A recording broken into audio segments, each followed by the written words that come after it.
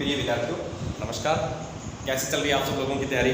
मेरा विश्वास आपकी तैयारी अच्छी चल रही होगी। और विद्यार्थी जीवन में यदि अपने एक दृढ़ संकल्प ले ही लिया है तो अपने निरंतर आगे बढ़ते रहना है और एक लक्ष्य अपने सामने है। वैसे तो विशेष तौर से देखें तो अपनी जो तैयारी चल रही है वो कक्षा 9 की तैयारी चल रही है, परंतु यही जो चैप्टर है वो कक्षा 10 के साथ जुड़े हुए हैं। कहने का मतलब अपना ये है कि कक्षा 10 के लिए अपने धरातल एक तैयार कर रहे हैं, तो अपने को एक बहुत अच्छा परिणाम आने वाले समय में देना है। तो उसके लिए कहीं भी कक्षा 9 को किसी भी स्तर पर अपने को कम नहीं आंकना है, क्योंकि ये कक्षा 10 से भी महत्वपूर्ण मानी जा रही है, क्योंकि कक्षा 10 का जो आधार है वो कक्षा 9 है। तो आप सब बच्चे उसी लगन के साथ इसमें लगे हुए हैं और अपने एक अच्छा परिणाम आने वाले समय में देने वाले हैं। तो किसी भी समस्या के साथ अपने को रुकना नहीं है, समस्याओं से जूझते हुए अपने को निरंतर आगे जाना है। मानता हूँ समय कुछ अलग चल रहा है, समस्याएं हैं, परंतु आने वाले समय में अपने से कोई समस्याएं नहीं पूछी जाएगी, अपने पूछा जाएगा तो सिर्फ एक अपना परिणाम पूछा जाएगा। तो अपना ध्यान सिर्फ परिणाम पर होना चाहिए, यानी अपना एक लक्ष्य इतना ऊंचा होना चाहिए कि समस्याएं वो छोटी पड़ जाए। यानी यदि लक्ष्य छोटा होता है तो फिर समस्याएं वो हावी हो जाती है। तो बच्चों आप अपने लक्ष्य को थोड़ा ऊंचा रखें ताकि ये समस्याएं बिल्कुल छोटी होकर के एक साइड में हो जाएगी और अपने लक्ष्य तक अपने पहुंच पाएंगे, क्योंकि ये किसी भी समस्या का समाधान है वो उसी में निहित होता है, वो अपने ढूंढ सकते हैं यदि अपने सकारात्मक रूप से आगे बढ़े तो यही कहा भी गया है कि माना अभाव में त्रस्त सभी, अवरोध की शवरत्र विजय, राही बाना लेकर आगे बढ़ने में कैसा है, उसका पथ समझौता क्या, चलते ही जिसको जाना है उसको रुकने का नाम नहीं, बढ़ते ही जिसको जाना है अपने सोनित से सींचे चल, क्रम भूमि नंदन वन है, संघर्ष क्षेत्र है विश्व यहाँ, सिसकी भरना पागलपन है, सिसकी भरना पागलपन है। तो बच्चों रुकना नहीं है किसी भी समय, अपने को निरंतर आगे बढ़ते रहना है। जो भी विकल्प अपने को मिले उनका सहारा लेते हुए और अपने आगे इस विद्यार्थी जीवन में बढ़ते जाएंगे और अपना लक्ष्य को हासिल करेंगे। तो चलिए इसी कड़ी में आज अपने कक्षा 9 के विद्यार्थियों के लिए जो दूसरा अध्याय शुरू करने जा रहे हैं बहुपद। तो बहुपद के यहाँ पर जो दिया गया है बहुपद के बारे में बिल्कुल सामान्य जानकारी आपको बताई गई है। कक्षा 10 में अपन देखेंगे तो विस्तार से इसके बारे में पढ़ेंगे। तो बहुत जरूरी है बहुपद के बारे में पढ़ना, क्योंकि परीक्षा की दृष्टि से बहुत महत्वपूर्ण टॉपिक है बहुपद। तो बहुपद को पढ़ने से पहले अपने को दो शब्द चर और अचर इनके बारे में पता होना चाहिए। तो चलिए मैं दो शब्द लेके चलता हूँ, चर और अचर। एक शब्द तो है चर और एक शब्द है अचर। तो ये दो शब्द हैं। तो चर क्या होते हैं और अचर क्या होते हैं? चर वे राशियाँ होती हैं जिनके मान है वो अपने को ज्ञात नहीं होते हैं और वो वहाँ की दी गई शर्त पर निर्भर करता है, मान है वो बदल सकता है चर का मान। तो चर वे राशियाँ होती हैं जिनके मान अपने को ज्ञात नहीं होते हैं और दी गई शर्तों पर निर्भर करते हैं। तो चर वे राशियाँ होती हैं जिनके मान हमें ज्ञात नहीं होते तथा दी गई शर्त पर निर्भर करते हैं। तो जैसे सामान्यतः इनको अपने x, y, z या p, q, r अंग्रेजी के जो छोटे अक्षर हैं उनसे अपने जो चर है उनको लिखते हैं। तो चर का मान अब जैसे ये जो लिखा गया है कि दी गई शर्त पर निर्भर करते हैं। कैसे है शर्त पर निर्भर? इसका एक उदाहरण मैं लेता हूँ। मान लीजिए मेरे पास है x + 3 = 5। तो मैं 3 में क्या जोड़ूँ? भी x का मतलब देखिए यहाँ पर क्या है कि मैं 3 में क्या जोड़ूँ कि 5 आ जाए, वो x है। 3 में क्या जोड़ूँ कि 5 आ जाए, वो x होगा। तो वो x का मान है यहाँ पर 2 है, 2 है। तो x का मान क्या हुआ? 2। अब देखिए यहाँ पर तो x का मान है 2। अब मैंने बदल दिया थोड़ा सा। अब देखो 4 में मैं क्या जोड़ूँ? 4 में मैं क्या जोड़ूँ कि 5 आ जाए? तो यहाँ पर देखो शर्त बदल गई है। अब x का मान 1 आ जाए, x का मान 1 हो गया। इस तरह से x का मान है वो बदलता रहता है, यानी यहाँ पर अपने को ज्ञात नहीं है परंतु ये शर्त पर निर्भर करता है। कंडीशंस क्या दी गई है, विभिन्न प्रकार की यहाँ पर शर्तें आपको दी जाएगी, उसके अंतर्गत इसका मान है वो निर्भर करेगा। तो ये अपने पास चर है, यहाँ पर x लिया है, जैसे मैं यूं भी ले सकता हूँ y + 6 = 7, इस तरह से ले सकता हूँ। और y के बारे में अपने चर्चा करेंगे। यहाँ पर y है वो एक चर हो गया है, y का मान यहाँ पर जैसे आपको 1 दिखाई दे रहा है कि 6 में 1 जोड़ूंगा तो 7 आएगा। तो ये बात आ गई है शर्त की, यानी चर के बारे में आपने देखें तो शर्त क्या है वो इस पर है। अब देखिए एक शब्द है अपने पास अचर। अचर को यदि मैं इस लैंग्वेज से देखूं तो बिल्कुल अचर वे राशियां होती है जिनके मान ज्ञात होते हैं। अचर वे राशियां होती हैं जिनके मान ज्ञात होते हैं। तो चलिए, अचर वे राशियां होती हैं जिनके मान ज्ञात होते हैं और कोई शर्त लागू नहीं होती है, और इन पर कोई शर्त लागू नहीं होती। अब ये देखिए कैसे होता है, ये समझ लो संख्याएं होती है, संख्या 3 है तो 3 रहेगी, उस पर शर्त क्या काम करेगी। आप यहाँ पर पढ़ोगे तो भी वो 3 है, आप जाकर के किसी मध्य प्रदेश में जाकर पढ़ोगे तो भी 3 है, और आप यदि आसाम में जाकर पढ़ोगे तो भी 3 है। तो 3 की वैल्यू वो 3 ही रहेगी, यानी किसी शर्त पर वो निर्भर नहीं करती है। तो सामान्यतः ये संख्याएं होती है, ठीक है, सामान्यतः ये संख्याएं होती है। जैसे मेरे पास 3 आ गया, 5 आ गया, 7 आ गया, 0, ये सारे अपने पास अचर है, ठीक है। इस तरह से अपने यदि ले, और यदि यूं लूँ कि जैसे 8 हो गया, 9 हो गया, 10 हो गया, इस तरह से जितनी भी संख्याएं हैं वो सारी यहाँ पर अचर के रूप में अपने ले ली। तो ये अपने पास चर और अचर है। अब एक नया शब्द बनता है, यदि मैं इनको देखूँ, इन दोनों को यदि मैं जोड़ूँ, चर और अचर को मिलाऊँ, मैं शामिल करूँ, तो मेरे पास जो बनेगा वो उसे बीजीय व्यंजक बोलेगा। तो बीजीय व्यंजक क्या होते हैं, वे राशियां जिनमें चर और अचर शामिल होते हैं। तो इन दोनों से मिलके मेरे पास ये लीजिए बच्चों, इससे बन गया बीजीय व्यंजक। बीजीय व्यंजक वे राशियां जिनमें चर व अचर शामिल हो। अब चर और अचर जिसमें शामिल हो गए वो अपने पास बीजीय व्यंजक है। जैसे मान लीजिए ये देखिए चर और ये अचर, ये तीनों ही यहाँ पर बीजीय व्यंजक है। कैसे? क्योंकि पहले में देखें तो चर और अचर शामिल है, पहले में अपने पास चर और अचर शामिल है। दूसरे में यदि मैं देखूं तो मेरे पास केवल चर है, दूसरे में यदि देखूं तो केवल मेरे पास क्या है, चर है, और तीसरे में यदि देखूं तो अचर है। तो इस तरह जिनमें चर और अचर दोनों शामिल है, या तो चर है या अचर है या दोनों ही है, तो वो अपने पास बीजीय व्यंजक है। तो ये एक नया शब्द अब अपने पास मिल गया है, बीजीय व्यंजक। तो बीजीय व्यंजक है जिसमें चर और अचर शामिल होते हैं, उसको अपने बीजीय व्यंजक है। तो ये अपने पास एक नया शब्द तैयार हो गया है चर और अचर के बाद। तो चलिए आगे बढ़ते हैं, देखते हैं फिर इसको। अब ये x + 5 हो गया, x हो गया, 5 है, ये सारे बीजीय व्यंजक है। अब देखिए इसके आगे यदि बढ़े तो कुछ बीजीय व्यंजक बहुपद होते हैं। ये शब्द आ गया जो अपना मुख्य टॉपिक भी है। कुछ बीजीय व्यंजक बहुपद होते हैं। अब वो कैसे बहुपद होते हैं कि जिसमें प्रत्येक चर की घात है वो पूर्ण संख्या हो। कौन से बीजीय व्यंजक? वे बीजीय व्यंजक जिसमें प्रत्येक चर की घात पूर्ण संख्या, उसको अपने बहुपद कहेंगे। ठीक है, बीजीय व्यंजक कौन से बीजीय व्यंजक? जैसे अपने पास ये सारे जो मैंने लिखे हैं ये बहुपद है। क्यों? क्योंकि इसमें घात है वो अपने पास क्या है, पूर्ण संख्या है। यहाँ पर x की घात 1 है तो 1 है, यहाँ भी x की घात 1 है, यहाँ पर मैं देखूँ तो x की घात 0 है, क्योंकि किसी भी संख्या का राशि का घात 0 होती है तो 1 हो जाता है। तो 5 के साथ 1 का गुणा हो गया और 5 हो गया। ठीक है, तो अपने पास इस तरह प्रत्येक चर की घात पूर्ण संख्या होनी चाहिए। जैसे मान लीजिए मैं कुछ एक उदाहरण लेता हूँ, मैंने लिया x² + 2x + 3। इसमें देखो चर है वो x है, x की घात 2 है, x की घात 1 है, तो ये बहुपद है। ये बहुपद है। क्यों है? क्योंकि इसमें चर की घात है वो पूर्ण संख्या है। जैसे मैं ये लेता हूँ,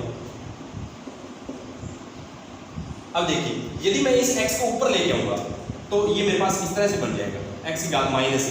तो क्या -1 पूर्ण संख्या होती है? -1 पूर्ण संख्या होती है? बिल्कुल नहीं होती, क्योंकि पूर्ण संख्या तो 0 से स्टार्ट होती है, 0 1 2 3 4 5। तो ये अपने पास बहुपद नहीं है। क्यों नहीं है? क्योंकि ये पूर्ण संख्या होनी आवश्यक है, ये पूर्ण संख्या नहीं है। प्रत्येक चर की घात पूर्ण संख्या होनी चाहिए, इसमें पूर्ण संख्या नहीं है, इसलिए ये बहुपद नहीं है। तो इसका तो आ गया हाँ, इसका आ गया नहीं। ठीक है बच्चों, इस तरह से जैसे मैं एक उदाहरण लेता हूँ, मान लीजिए मैंने ये ले लिया, तो क्या ये बहुपद है? जरा देखिए, रूट का मतलब क्या है? रूट का मतलब है आधी घात। इसको मैं यूं लिख सकता हूँ, x की घात आधी। तो क्या ये पूर्ण संख्या है? चर की घात है वो पूर्ण संख्या होनी चाहिए। क्या ये पूर्ण संख्या है? पूर्ण संख्या नहीं है, तो अपने लिख देंगे ये बहुपद नहीं है। जैसे मैं एक उदाहरण और ले रहा हूं, क्या ये बहुपद है? चर देखो, इसमें चर की घात 2 है, अचर को नहीं देखना है, अचर की घात आधी है उसको छोड़ दीजिए आप चर को देखिए, चर की घात 2 है तो ये बहुपद है, इस बात को। तो अपने पास चर को देखना है, चर की घात वो पूर्ण संख्या होनी चाहिए, चर की घात वो पूर्ण संख्या होनी चाहिए, तो वो अपने पास बहुपद होंगे। तो ये मैंने बहुपद होने और न होने के कुछ कारण आपको दे दिए हैं कि पूर्ण संख्या कैसे होती है और कैसे नहीं होती है। तो ये अपने पास बहुपद बन गए हैं। तो बहुपद वे बीजीय व्यंजक होते हैं जिसमें चर की घात वो क्या होनी चाहिए, पूर्ण संख्या होनी चाहिए, ठीक है। अब यदि बहुपद जो है उनको सामान्यतः अपने कैसे लिखते हैं ये देखना है। बहुपद को सामान्यतः अपने देखें, चलिए मैं वापस ऊपर की तरफ पढ़ता हूँ।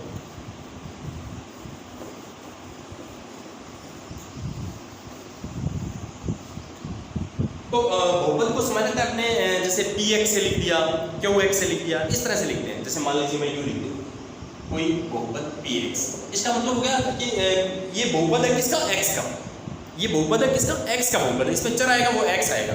तो चलिए 2x² + 5x - 3, तो इससे अपने को पता चल गया ये x का बहुपद है। जैसे मैं यूं लिखूं qx, तो ये भी एक बहुपद है, बस इसका p और q का सिर्फ यहाँ पर ये बहुपद है, बहुपद को इस तरह से दर्शाते हैं।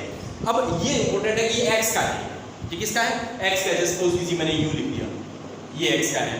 अब आगे और भी अपने जैसे लिख सकते हैं, मान लीजिए r, ये u का बहुपद होगा, एक बहुपद है जो u का है, तो इसमें सपोज कीजिए u आएगा, इस तरह से लिख सकते हैं, ये u का बहुपद है। तो इस तरह से विभिन्न प्रकार के बहुपद है वो लिखे जाते हैं, इनको इस तरह से अपने दर्शा सकते हैं। और बहुपदों में अब अपने देखें तो कोई भी बहुपद है उसमें जैसे ये देखा मैंने 3 पद है इसमें, 1 2 3, इसमें 2 पद है, ये 3 पद है इसमें। जैसे सपोज कीजिए मैं एक और ले रहा हूँ, t का कोई बहुपद है, ये इसमें 1 ही पद है। तो किसी बहुपद में जो पदों की संख्या वो परिमित संख्या में होती है, यानी निश्चित होती है। तो मान लीजिए इसमें एक पद का बहुपद है, ये 3 पद का है, ये 2 पद का है, ये 3 पद का है। इस तरह से बहुपदों में अपने पास एक तो बहुपद के पद, बहुपद के पद यानी कितने पद का है, ये अपने को अच्छी तरह से पता होना चाहिए। जैसे ये जहाँ पर जोड़ और घटाव से अगला पद शुरू होता है, तो अपने 3 पद है इसमें 2 पद दिए गए, इसमें 3 है और इसमें 1 पद है, तो ये बहुपद। एक शब्द आता है बच्चों बहुपद की घात, जो बहुत ही महत्वपूर्ण शब्द है, आगे काम में दिएगा, बहुपद की घात। तो इसको यदि मैं लिखूं बहुपद की घात, तो बहुपद की घात से क्या मतलब है, बहुपद की घात का मतलब है किसी भी बहुपद में चर की अधिकतम घात बहुपद की घात कहलाती है। किसी भी बहुपद में, किसी भी बहुपद में चर की अधिकतम घात बहुपद की घात कहलाती है, बहुपद की घात कहलाती है। अब देखिए ये कैसे होता है, जैसे आप इस सवाल में ये देखेंगे, इसमें चर है x, उसकी ज्यादा से ज्यादा घात कितनी है, तो यहाँ पर 2 घात है, 1 घात है, यह अचर पता आ गया। तो ये जो है ये 2 घात है, ये बहुपद की घात है, इसमें बहुपद की घात 2 है, क्योंकि चर की अधिकतम घात, ये 2 घात का बहुपद है, ये 3 घात का बहुपद है, ये भी 2 घात का बहुपद है, ये 1 घात का बहुपद है, ठीक है। और अपने ये भी चर्चा की थी कि जैसे 5 है वो भी एक बहुपद है, 5 एक बहुपद है, तो ये 0 घात का बहुपद है। 5 वो एक बहुपद होता है 0 घात का, क्यों, क्योंकि इसको ऐसे लिख सकते हैं, किसी भी कोई भी राशि है, चर है, उसकी यदि घात 0 आ गई है उसका मान 1 होता है, तो ये 5 ऐसे ही तो बना हुआ था, तो ये 0 घात का बहुपद होता है। किसी भी अचर संख्या होती है वो 0 घात का बहुपद होता है। और एक शून्येतर अचर बहुपद की घात है वो 0 होती है, यानी ये अपने पास एक निष्कर्ष निकल के आ गया है, शून्येतर अचर बहुपद कोई भी है 0 के अलावा, उसकी जो घात है वो अपने पास 0 घात होती है, ठीक है। तो इस तरह से ध्यान रखना है। और 0 भी एक बहुपद है, परंतु उसकी घात है वो परिभाषित नहीं है, ठीक है, ये भी अपने को ध्यान देना है। तो इस तरह से अपने बहुपद की घात और बहुपद के पद के बारे में चर्चा की। अब देखो बहुपद को 2 भागों में अपने बांट सकते हैं, 2 प्रकार से इस बहुपद के प्रकार यदि देखें तो 2 आधार पर अपने कर सकते हैं, वो भी देखना है कैसे कर सकते हैं। तो अगला टॉपिक है बहुपद के प्रकार, बहुपद के प्रकार। तो बहुपद को यदि मैं एक तो पदों के आधार पर बांट सकता हूं, पदों के आधार पर, एक है घात के आधार, घात के आधार। अब देखिए पदों में, अब जैसे किसी भी बहुपद में एक पद है तो उसको एक पदी बहुपद कहेंगे। जैसे अपने पास आ गया, इसमें मैं टाइप बना दूँ, विभिन्न टाइप्स बन जाएंगे उसको यूँ लिख देता हूँ। जैसे एक पदी जिसमें केवल एक पद हो, एक पदी बहुपद। जैसे सपोज कीजिए ये है, ये एक पदी बहुपद है, एक ही पद है ना इसमें, तो एक पदी। एक यदि दो पद है तो उसको द्विपदी बहुपद कहेंगे। जैसे ये है, इसमें दो पद है तो इसको द्विपदी बहुपद अपने कह सकते हैं। इसी प्रकार यदि मैं आगे बढ़ता जाऊंगा, जो जो इसमें त्रिपदी बहुपद हो जाएगी। तो इस तरह से जैसे मान लीजिए मेरे पास ये है, ये त्रिपदी बहुपद है, इसमें तीन पद है। तो बहुपद को अपने एक तो पदों के आधार पर बांट सकते हैं, एक घात के आधार पर बांट सकते हैं। तो ये पदों के आधार पर मैं देख रहा हूँ, तो एक पद जिसमें एक ही पद होता है उसको एक पदी बहुपद कहते हैं, जिसमें दो पद है द्विपदी हो गया, त्रिपदी हो गया। इसी तरह से आगे ये बढ़ते हैं। घात के आधार पर देखें तो अपने पास एक जो एक घात के बहुपद है उसको रेखिक बहुपद कहते हैं। एक घात के रेखिक बहुपद,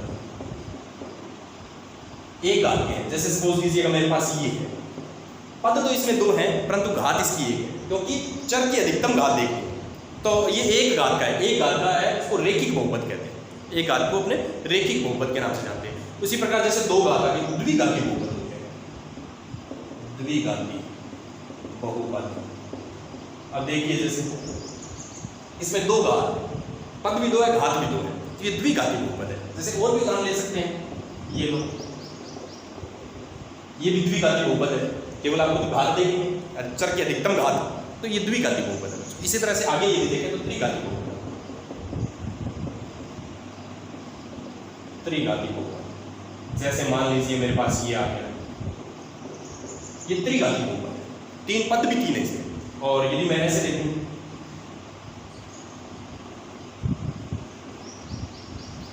ये भी एक त्रिघाती बहुपद का उदाहरण है। बहुत उदाहरण ले सकते हैं बच्चों। ये भी एक त्रिघाती बहुपद है, इसकी घात तीन है, एक ही पद में त्रिघात अपने दर्शा दी है। तो ये घात के आधार पर होगा। तो बहुपद को दो प्रकार से बांट सकते हैं, एक तो पद के आधार पर, एक घात के आधार पर। ठीक है, तो पद के आधार पर मैंने देखा तीन टाइप आगे और तीन टाइप और आगे बढ़ते जाएंगे। इसी तरह घात के आधार पर देखें तो भी ये एक रेखिक बहुपद है, त्रिघाती बहुपद है, त्रिघाती बहुपद के रूप में आगे बढ़ते जाएंगे। ठीक है, अब अपने कुछ उदाहरण लेते हैं बच्चों, आगे बढ़ते हैं, उदाहरण देखते हैं इसके, जो एग्जाम्पल अपनी किताब में दिए गए हैं उनको देखेंगे। तो मैं आगे का उदाहरण उठाता हूँ जिसमें दिया गया है कि नीचे दिए गए बहुपद हैं उनमें आपको घात ज्ञात करनी है। ठीक है, तो ये उदाहरण लेते हैं। पहले नीचे दिए गए बहुपदों की घात ज्ञात, ये सवाल मान लीजिए आपको दिया गया, तो इसको कैसे सॉल्व करना है ये देखिए। ठीक है, इसका फर्स्ट पार्ट में लेता हूँ, अपने को घात बतानी है। ठीक है, तो फर्स्ट पार्ट में लेता हूँ, तो x की घात 5 है माइनस x की घात 4 है प्लस 3, x की घात 5, x की घात 4 प्लस 3। तो यहाँ पर बच्चों अपने को ये देखना है बहुपद की घात पूछी गई है। तो यदि बाकी जानकारियाँ देखें तो ये x इसमें चर है, वो तो x है, तीन पद है। अब बात आ रही है घात की कि ये इसकी घात कितनी है। तो चलिए बच्चों इसमें देखें, तो चर की अधिकतम घात आपको कितनी दिखाई दे रही है, ध्यान से देखिए। इसमें चर है x की अधिकतम घात कितनी दिखाई दे रही है, 5। तो इस बहुपद की घात है वो 5। तो बहुपद की घात 5 आ गई। इस तरह अगला उदाहरण मैं लेता हूँ, इसमें 2 माइनस वाई स्क्वायर, ठीक है, और माइनस वाई क्यूब प्लस अपने पास दिया गया जैसे 2y/r, 2y की घात 8, इसकी घात पूछेगी। तो इसमें चर कौन है पहले तो ये देखना, चर क्या दिखाई दे रहा है आपको, इसमें चर y दिखाई दे रहा होगा ना। तो इसमें चर y की अधिकतम घात देखिएगा, तो y की अधिकतम घात 8 है इसमें। तो बहुपद की घात कितनी होगी, 8। बहुपद की घात 8, चर की अधिकतम घात है उसको बहुपद की घात कहते हैं। तो ये 8 का, तो अब बच्चों आप इसके बारे में बता सकते हैं फिर ये कितनी घात का बहुपद है, सोचिए सर कितनी घात का बहुपद दिखाई दे रहा है। तो मैंने आपको पहले भी बताया था, एक शून्येतर अचर बहुपद की घात है वो शून्य होती है। शून्य के अलावा कोई भी अचर बहुपद होगा, शून्य के अलावा कोई भी अचर बहुपद है उसकी घात है वो शून्य होती है। तो ये शून्य घात का बहुपद है, ध्यान रखना, अचर पद जो भी होता है, संख्या जो भी है, वो शून्य घात का बहुपद होता है। अब आप कहेंगे कैसे, तो मैं इसको ऐसे लिख सकता हूँ क्या, क्योंकि x की घात 0 है तो इसका मान तो 1 हो जाएगा, तो ये शून्य घात का बहुपद है। तो बहुपद की घात शून्य। तो इस तरह से बहुपद की घात अपने ज्ञात कर सकते हैं। तो आपके पास इस तरह के सवाल आ सकते हैं, जैसे कुछ एक आपको बहुपद के बारे में पूछा जा सकता है, या एक सवाल मैं और वैसे यदि देखूं, ये पहला उदाहरण आपका हो गया, इसके बाद यदि थोड़ा और देखना चाहिए तो बच्चों आपसे ये पूछा जा सकता है, जैसे मान लीजिए मैं कोई भी एक बहुपद लिख रहा हूँ, इसमें ये पूछा जा सकता है कि एक्स स्क्वायर का गुणांक बताइए क्या है, एक्स स्क्वायर का गुणांक। तो आपको ये देखना है एक्स स्क्वायर के गुणा में क्या है, +4। तो एक्स स्क्वायर का गुणांक आ गया इसमें 4, ठीक है। जैसे सपोज कीजिए मैं दूसरा सवाल ले रहा हूं, ये इसमें आपसे पूछ ले कि एक्स क्यूब का गुणांक, तो आप क्या बताएंगे, बता सकते हैं एक्स क्यूब का गुणांक क्या होगा, तो एक्स क्यूब ये इसके गुणा में क्या है, -। तो इस तरह के सवाल भी आपसे पूछे जा सकते हैं। तो मेरा विश्वास आपको समझ में आया होगा, ये 2.1 के उदाहरण और बहुपद के बारे में सामान्य जानकारी थी। तो इसको देख करके आप 2.1 के सवाल करेंगे और मेरा विश्वास है अच्छी तरह से आपकी समझ इसमें बनती जाएगी। मिलते हैं अगले वीडियो में, तब तक के लिए धन्यवाद।